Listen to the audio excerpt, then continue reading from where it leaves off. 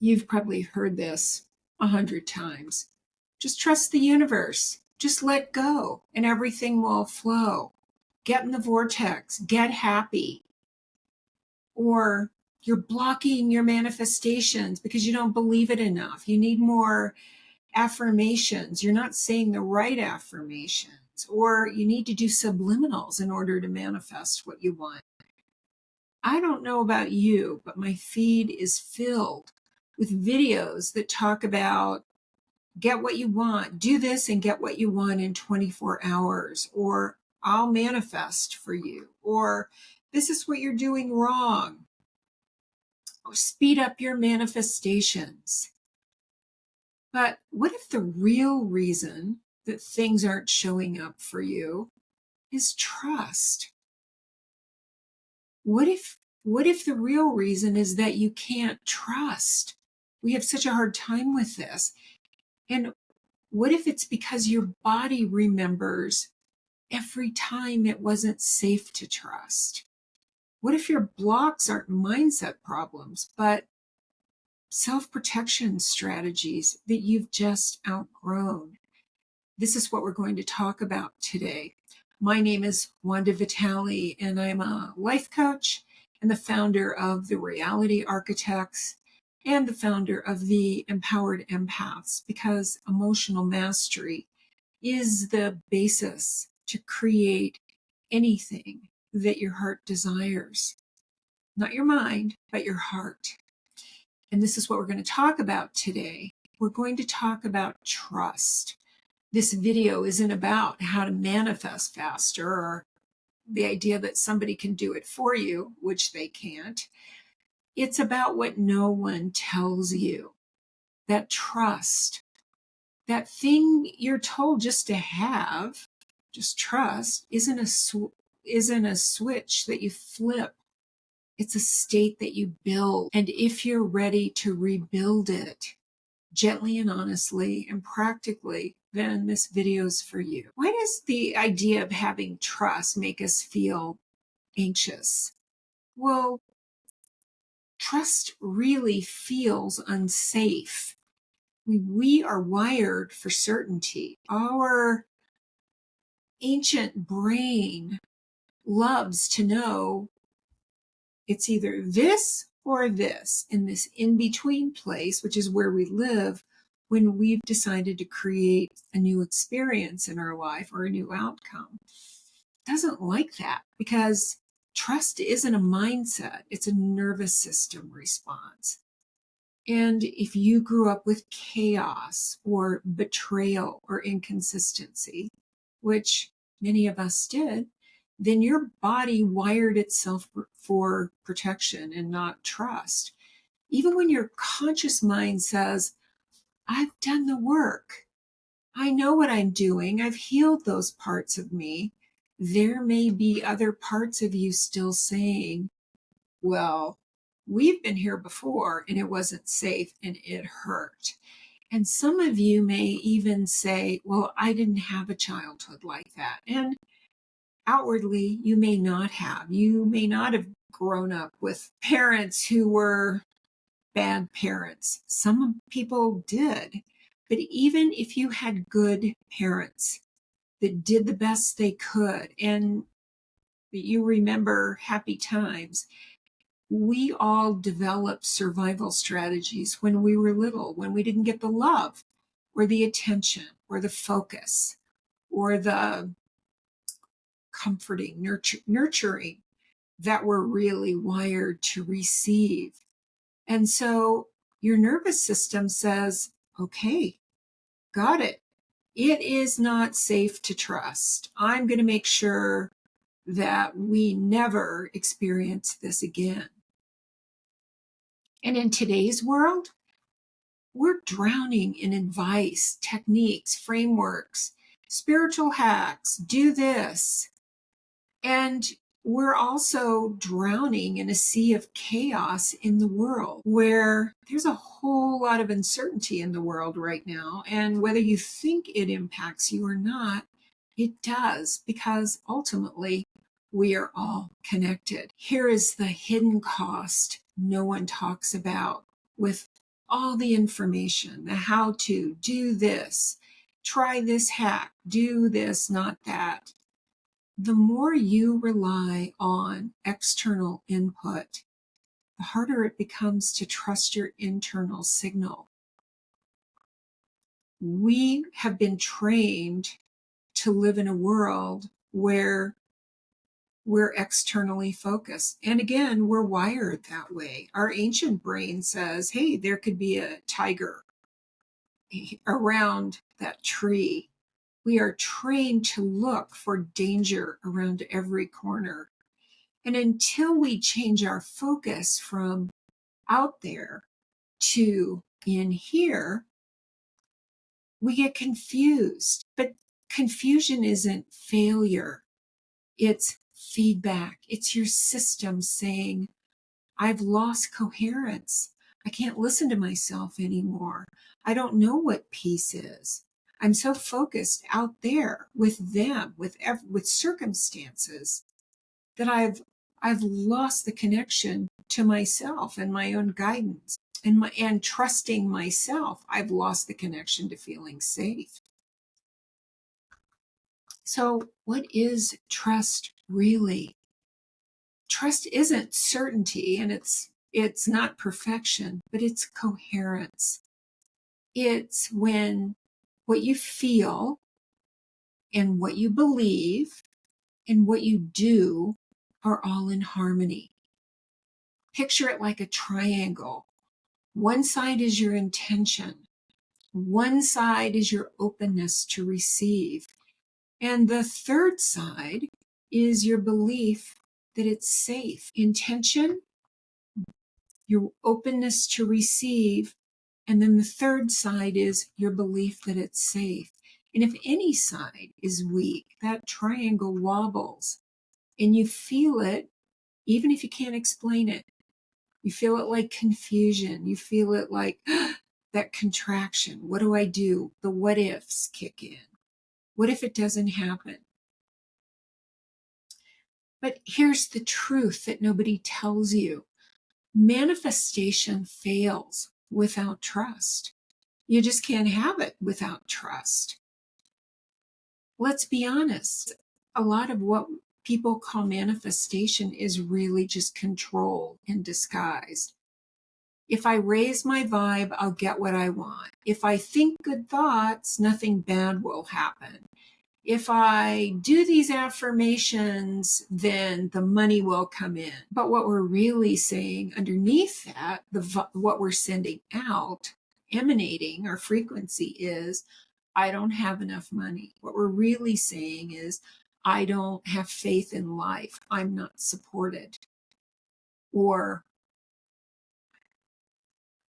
we might be saying, I never get what I want, so I have to raise my vibe, right? These are all compensating behaviors that we all do. It's what I call our welcome to being human beliefs. But none of that has anything to do with trust. When we're trying to control something, I don't feel important and having $1 million will make me feel safe. What we're really saying is, I don't feel safe and I need to control that. That's not trust. True manifestation, the kind that actually lasts, the kind that actually we can experience when we step into flow, requires surrender and not spiritual bypass, not pretending, but it requires this full body yes to total uncertainty, complete uncertainty. And my experience, since I've been at this for a few decades, is that it takes a lot of courage to let go. It's like jumping off a cliff, truly jumping off a cliff, knowing that as you land, the wings come out. And most of us don't do that until we have to. I certainly didn't.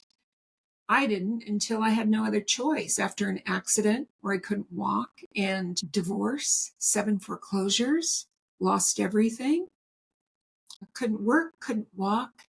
and I had nowhere to go. So I learned full surrender and trust.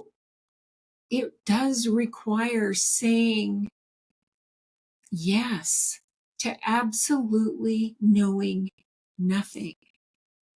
And that's the key. People who have near death experiences go through this. And that's why they have such a different idea about life.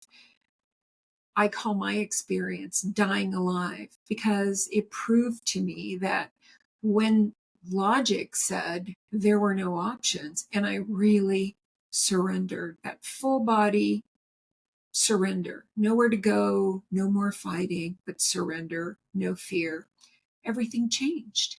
Everything changed. It's when new ideas for my work came in. It's when I started to heal again after a diagnosis. It's when illogical money came in, several $100,000. And it's really how I mentor my clients. We have to give up control. So how do we rebuild trust without losing everything the way I did, without waiting until things are so bad that we have no other choice? Well, I did it with a leap because I had no other choice. But we don't have to do it that way. We do it with loops, tiny repeated moments of self-honoring. You can ask yourself, what's the smallest promise I can keep to myself today? Do I feel safe doing this? Or am I pushing through again? You can also ask, what would it look like to include my fear instead of fighting it? Truth isn't a mindset that you snap into. It's a muscle, and it rebuilds through rhythm. In my container, Life by Design, I'm asking everyone to ask the universe, which is, of course, you, which is the field, which is your field, to bring in something delightful and surprising, not to ask for a thing or to specify what it is, but just hit me up with something that I love, that I cannot miss.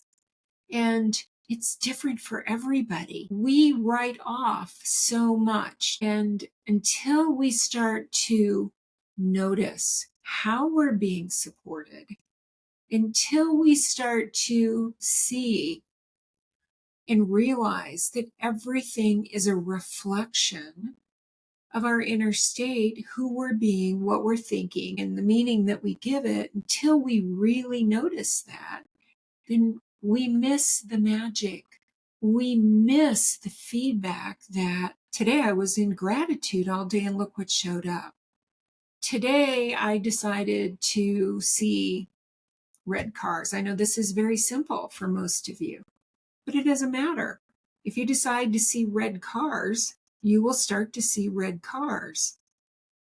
Whether it's money, love, whatever it is that you've decided that you want to create, it all works in the same way. You have to trust. Because if you absolutely knew that you were the creator of your life and you knew that everything was on the way without exception, you'd just go chill. You would just have fun. You'd be grateful and you'd enjoy your day. And that's what we have to do. Trust isn't a one-time decision. It's a loop. It's a breath. It's a signal that says, I'm listening. You don't need to be fearless to trust, but you just need to be coherent enough to try again.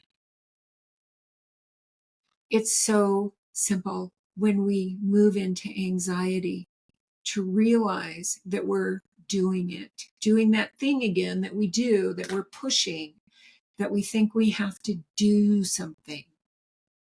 Soon as we realize that we're contracted, like that. You don't even have to know what it is. We just have to meet that part of us with our breath. One deep breath. You could say, I'm safe to receive. I'm safe. I'm safe. You could say, life adores me, and I'm willing to let that in and trust. And if you keep doing this, you will see the feedback.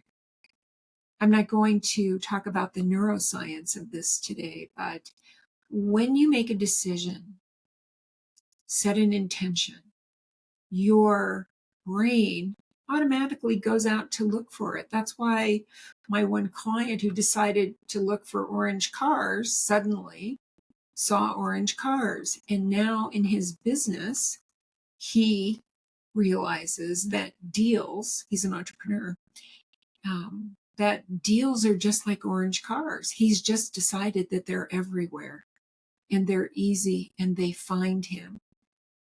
And he banks on it, literally. He's had some of the highest months in his very long career recently from letting go, trusting, knowing that there's a perfect flow to this, and that his job is to recognize when he's pushing, when he's not trusting, and to take that deep breath, to move back into coherence, and let everything come to him. Thanks for being here. You're not behind. You're not doing anything wrong. You're just remembering how to listen to yourself again. And that is everything. That skill to listen to yourself is the most important thing that you could ever develop. It's that quiet voice inside that gives you a hunch that says, go here, do this, call so-and-so. And then everything comes to you. Yes, you still take action. But when we learn to listen to ourselves and trust that implicitly, we're always guided to the perfect action. If you haven't hit subscribe, do that. It would mean so much to me. And share this if you think it would help somebody else. Thanks, guys.